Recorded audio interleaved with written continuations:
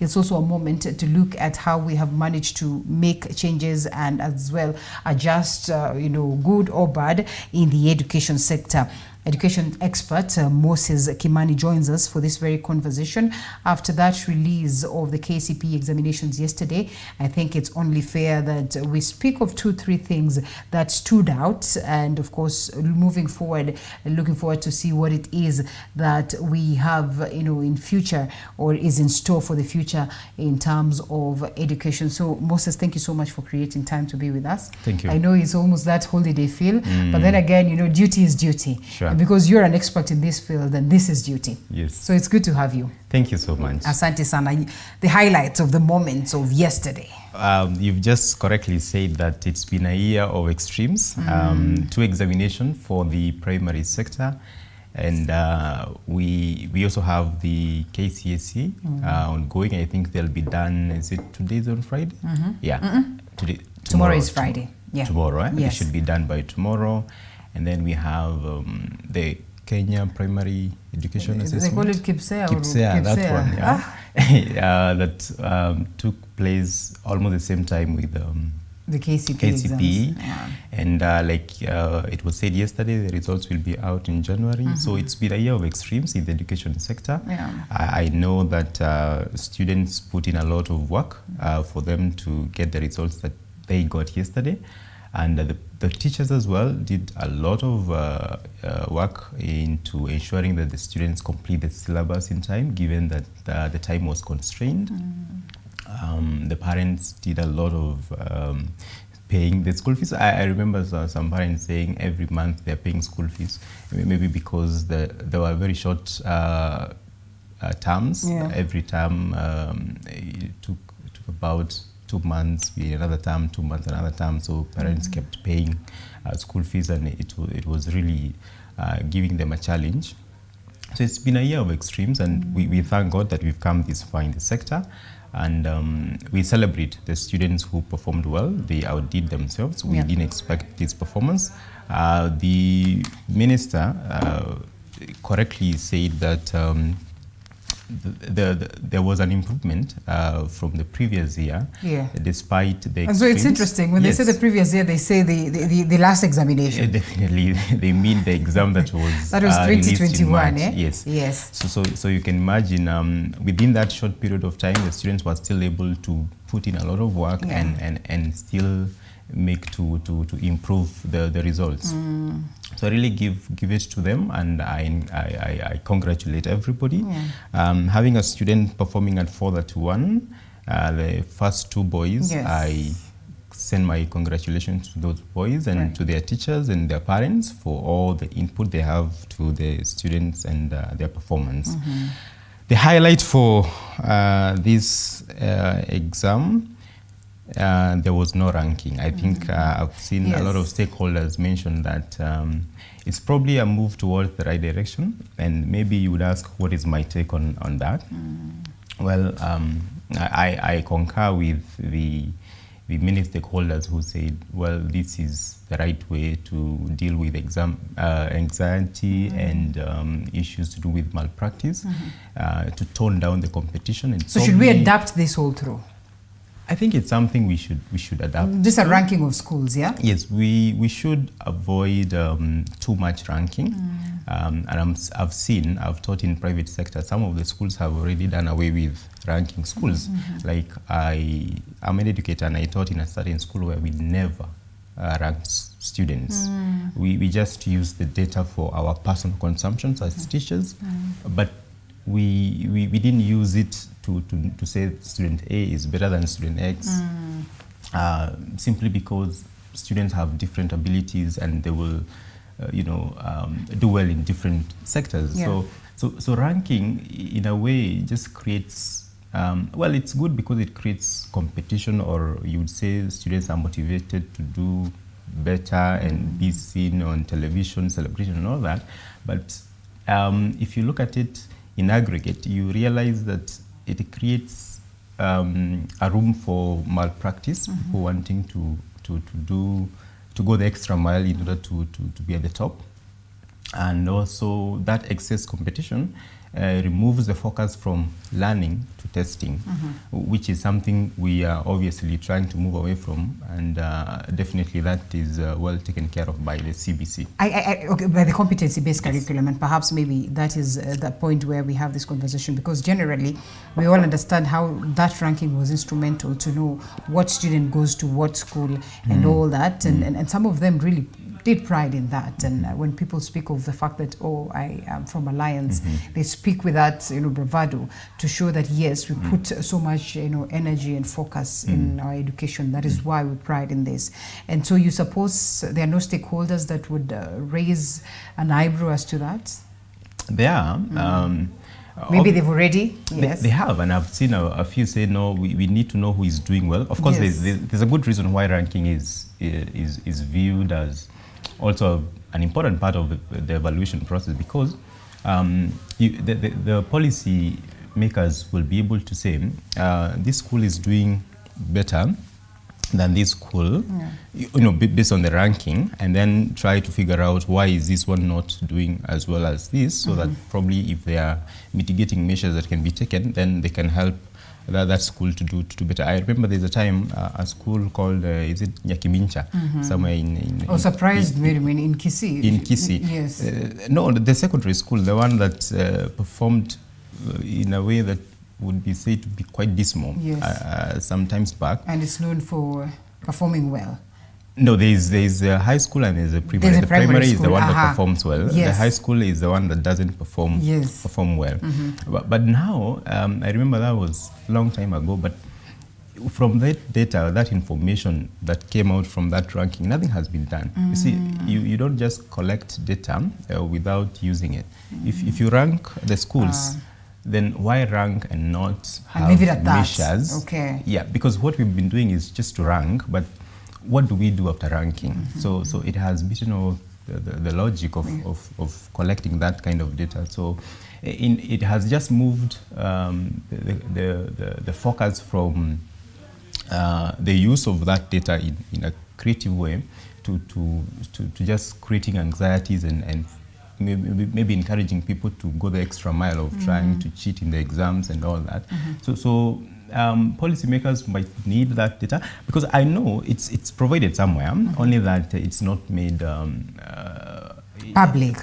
And is it so? Because I would love to ask this, because some would feel that maybe the education sector or the ministry thought it wise to take this angle to disguise the fact that because students just did the exams the other day and in such a short span the results are out, perhaps there's no much time to do that aspect of ranking, and maybe now they're disguising in this story of we really do not want to create unnecessary competition.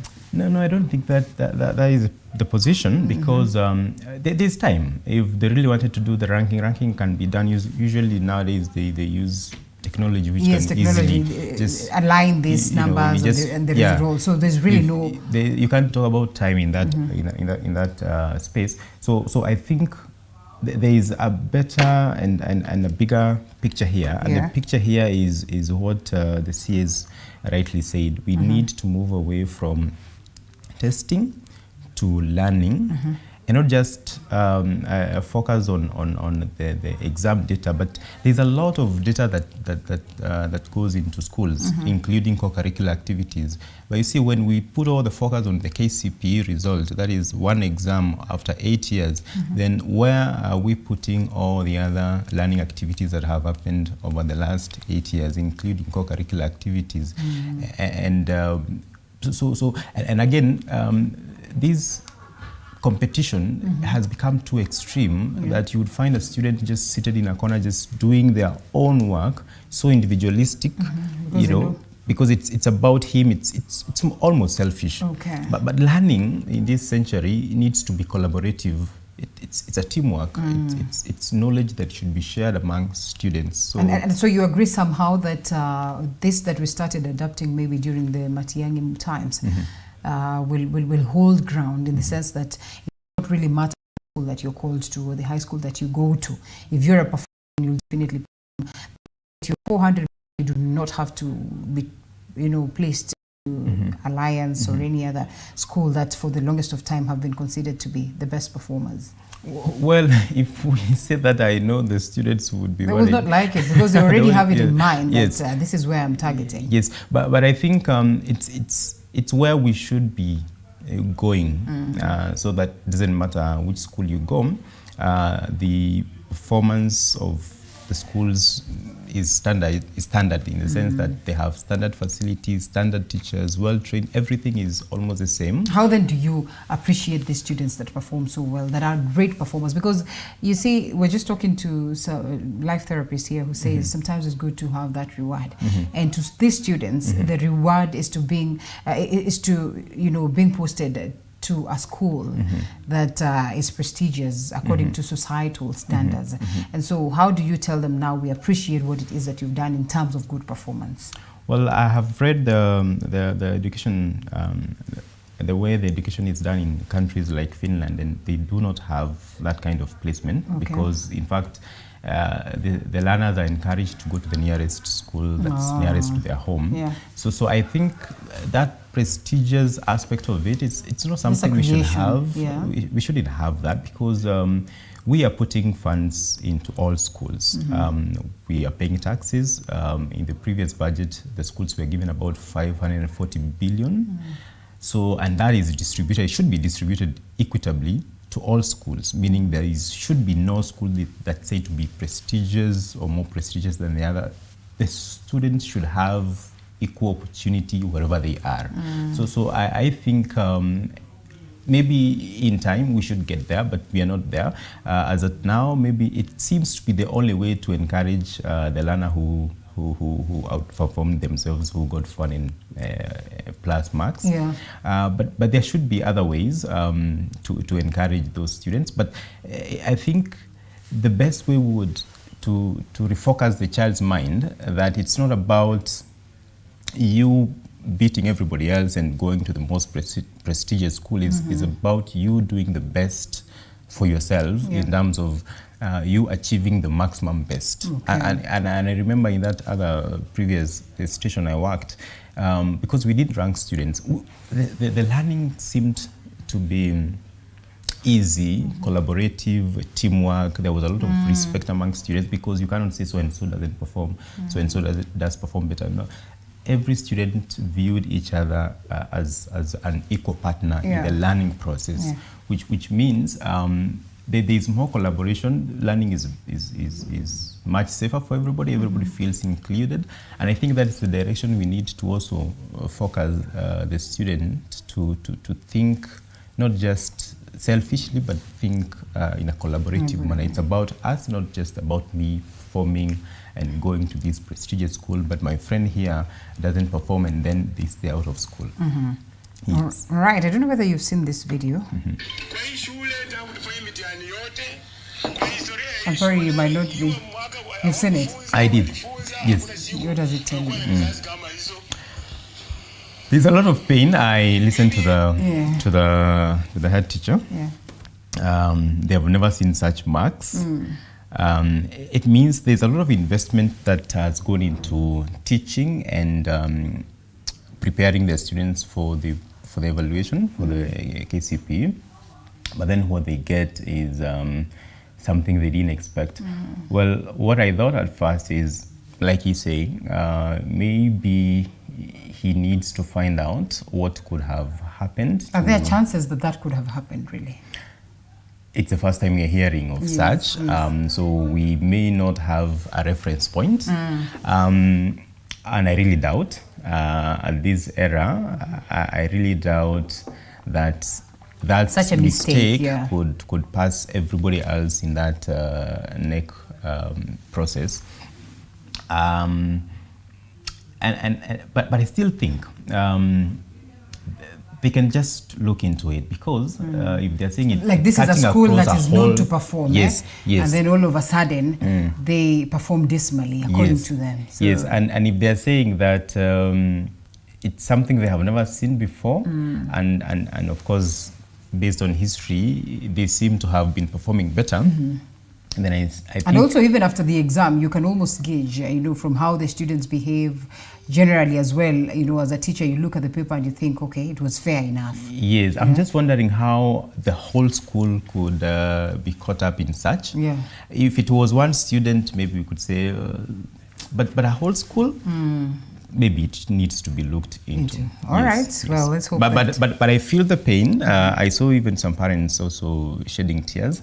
So that's why I was saying, and I was stressing that we have put in a lot of work as educators, as parents, as learners into this examination process.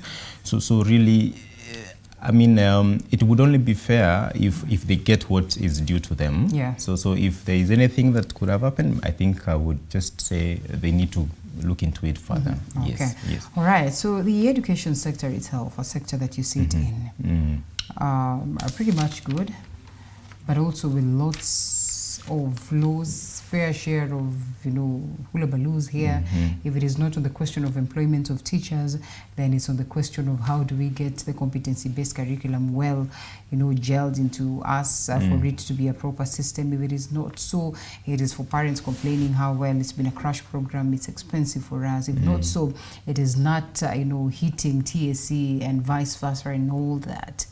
Just what does the future of the education sector look like, according to you, who's a specialist, and that one for our children? It's a beautiful question. I've been thinking around that question, the future of education. There's a book called Thank You for Being Late. Okay. I think I've been reading that book, and I realized that there's a lot of change that happened in the technology, globalization, that is the market, and even the climate change since 2007. And that rate of change, in the book they call it the speed of acceleration. I realized that the education sector has been left behind. Technology has moved. Globalization has moved. Everything else has moved, but the education sector is still stagnant. And we keep now thinking, are we really preparing our students for the future of work in terms of the jobs that we see today are not the jobs that probably will be prestigious in 10 years to come. That's true.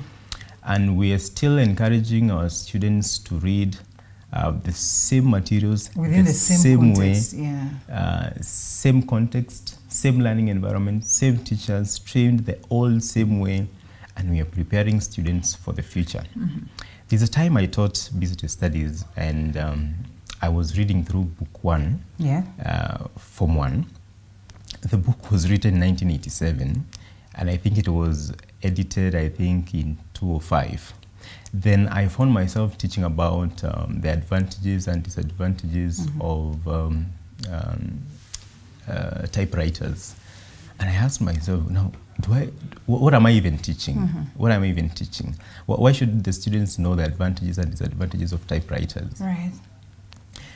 Because personally, I've not even seen it. It's old school. I've never seen a typewriter. Right. And I'm here telling a student who has been using iPads and all that about the advantages and disadvantages of such. I mean, you just wonder, what am I even teaching? Am I really preparing these students to be the entrepreneurs and the game changers of tomorrow? Definitely not.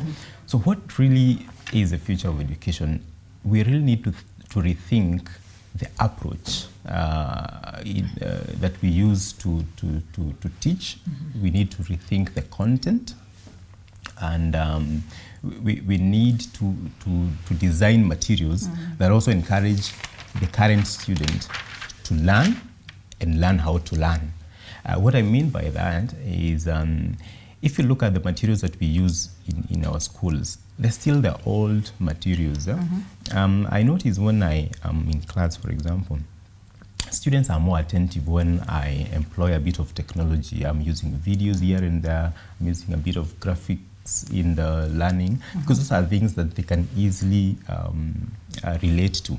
Unlike when I come with about 5 books for references, and the students are wondering, what are those books for? Just the other day, I was also involved in authoring a grade 8 business studies book, and I was asking myself, how long will this book be read? If you think around it, if the rate of change in technology and in all other aspects is this fast, the book that I'm writing now, are we really going to use it for the next 10 years? I doubt, because also the information is changing very fast. Okay. What was useful 3 or 4 or 5 years ago is no longer useful today, and definitely will be obsolete in the next 2 years. So now I've written a book today, and in 2 years' time, I think it may not even be useful because things are changing very fast. So should we then look into how to employ education technology? Think of creating materials, digital materials that can easily be edited, can easily, those that students can easily relate to because they are in that era, So the future of education lies in education technology, and that is where all our resources should lead us to. And we should not just talk of giving schools digital gadgets without accompanying that to training, teacher training, because there is no point of giving those gadgets, because I've had, I think I listened to a video of the former CS say that about 95% of primary schools have been given digital gadgets, and I asked myself, now they have the digital gadgets, but how about the capacity of the trainer, the teacher? Are they able to use that digital gadget in the right way and in a way that meets the objective of ensuring that students learn? So really there's a lot that needs to be done. First, give the infrastructure, but also do the capacity building.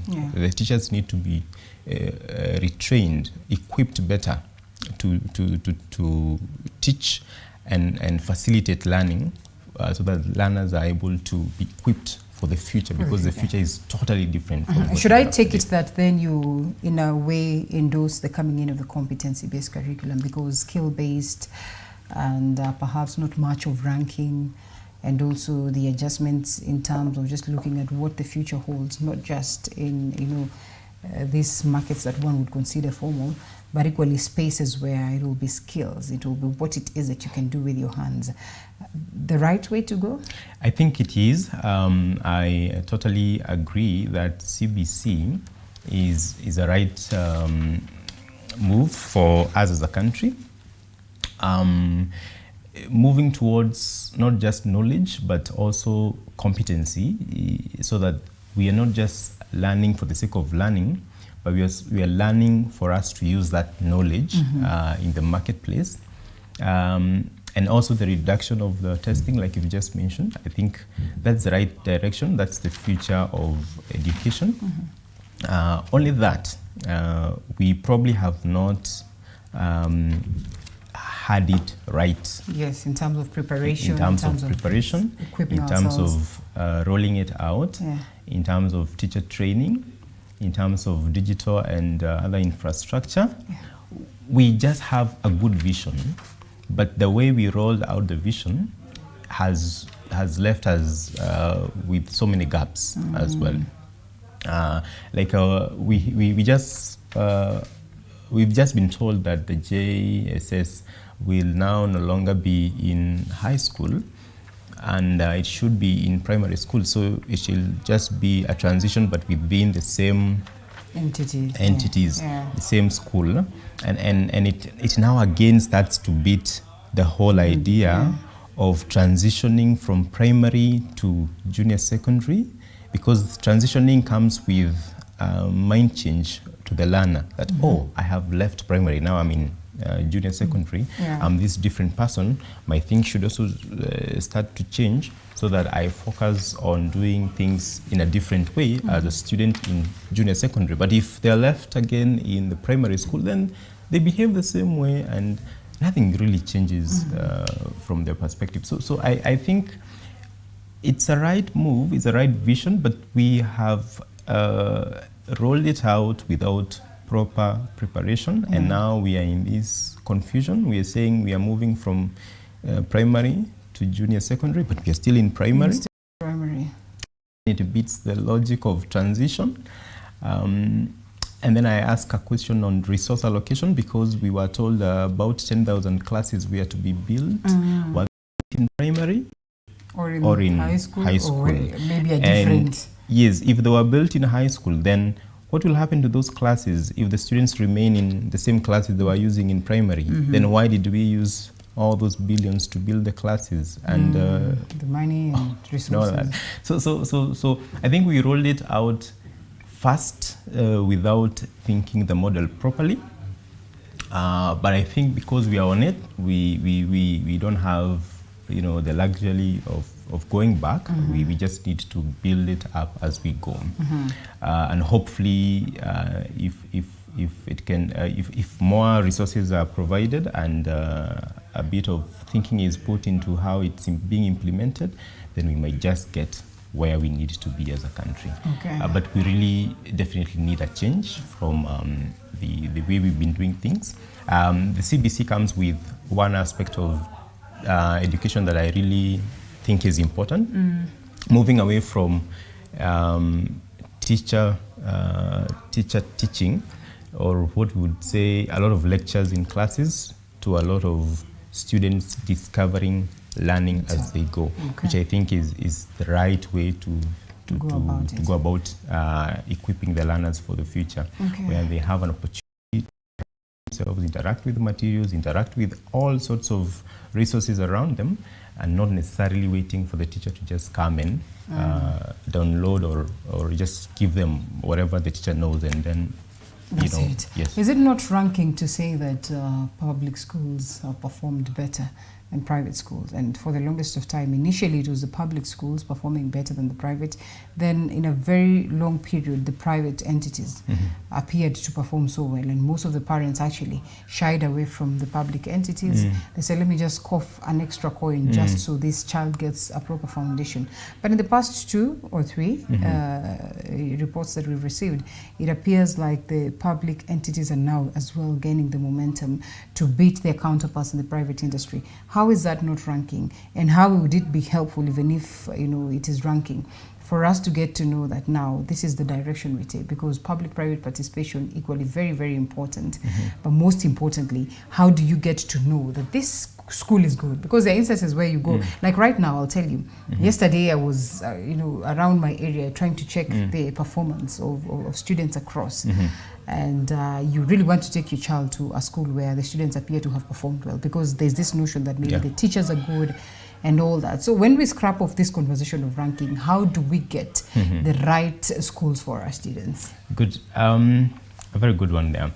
But the ranking we are talking about here is where you are positioning learners and schools in terms of number 1, 2, 3, and this is the last. Okay.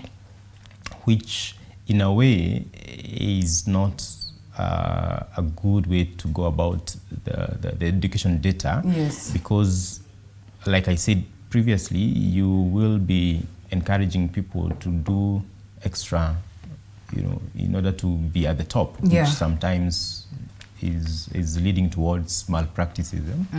So ranking here is the one you've just mentioned, where we are deciding. Oh, this is better than this. It's not more of, So it's not specific to. That is not the ranking we are saying we shouldn't have, because that is not even ranking. What that would be is just you analyzing the data from public schools and analyzing the data from private schools and simply comparing and saying, we have made these milestones, and these private schools have also done this.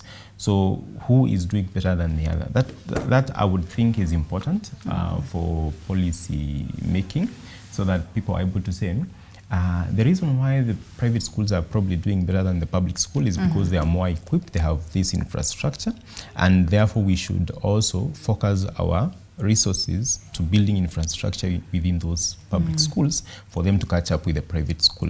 So I think that is important. On how to know which school to take your child, I am hopeful that there shall come a time when any school will be a good school for my child. And we look forward to that. Yes. Really, yes. Because looking at the cost of education, in families, you realize that about 30 or 40% goes into education, because there's a lot of money that is needed either for school fees, transport. There is school lunch and all that. So if we could have it easy by first ensuring that all schools are the same, so that if my child is comfortable with the school just nearest, I think that would be good for me, for my family, for the family economy and all that. Yeah? So I think we should move towards that level where all schools are the same, meaning they have the same facilities, same teachers, or teachers who are equipped the same way, so that it's not so costly for you to say, no, my son can only go to this school that's this far because it's doing this much, or it's doing better than all these other schools. So we hope that in the future, the education should be equitable, because as we speak, it's not equitable. The opportunities are not the same. And rightly, you as a parent may be concerned with which school to take your child, because you also want the best for your child. Maybe it's a conversation that we need to have about facilitating other schools to also perform as well, so that we have a situation where all the schools are giving and offering fair education to all students. That's true. Yes. All right, fair enough. What is the take home now that we're here? The results are out. We're still waiting for more. We can only hope for the best. Yes. For me, I would say this. The education sector needs a bit of revamping in terms of we need to rethink how we are offering this very important public good, so that, like we say, it's a public good, it become really a public good where everybody is able to access education, every child is able to access equal and fair education from wherever they are in this country, and the technology should help us do that. So we shouldn't just rely on the same way we've been doing this sector, because it's a sector that has lagged behind all the other sectors, and we really need to think through how to accelerate change within the sector. Maybe employ a lot of digital technology into it, and hopefully we move it from where we are to where other countries are, those countries that are doing well, like Singapore and Finland, so that we are able to provide access to all learners from wherever they are, and then we do away with this ranking. Hopefully we do away with malpractices. I think it's unethical, it's not right. But if we tone down the competition and focus more on learning, collaborative learning, I think we may just revolutionize education in our country. Good, and the conversation is on Dr. Mwalimu. Thank you so much for speaking to us. Education expert Moses Kimani here. Great insights there, great take home. And like you rightfully put it, we are eagerly waiting to see the report that it's called the Presidential Working Party. Working Party. Yes. Yeah, is working on. It has taken a little bit longer than we all expected. It's not easy. It's not easy. They thought it was easier said than done, but it's all for the good. Yes. And we hope that they present a good report. And I have a couple of my friends that have presented their position on this, and so we can only cross fingers for the best and hope that even as we continue, in these transitions of the aspect of education, then we get to a space where we'll get it right, like you say. Thank you. Asante sana. And Merry Christmas to you, because I am sure 101% that we're not going to meet again this year. So looking forward to next year. Also, as we'll be waiting for the results of the other classes that KCPE is KCPE or KCPE or whatever, KCPE, and as well as the form for examinations. Asante sana. And it's at this very point that we say we look forward to tomorrow, because tomorrow will be the last day that we're here, at least for this year, and we want to make it a little bit special, so we won't be doing it right in the studio. We'll cross all the way to the Emory Hotel to have that special session, so no excuses for you not joining us. Make sure that tomorrow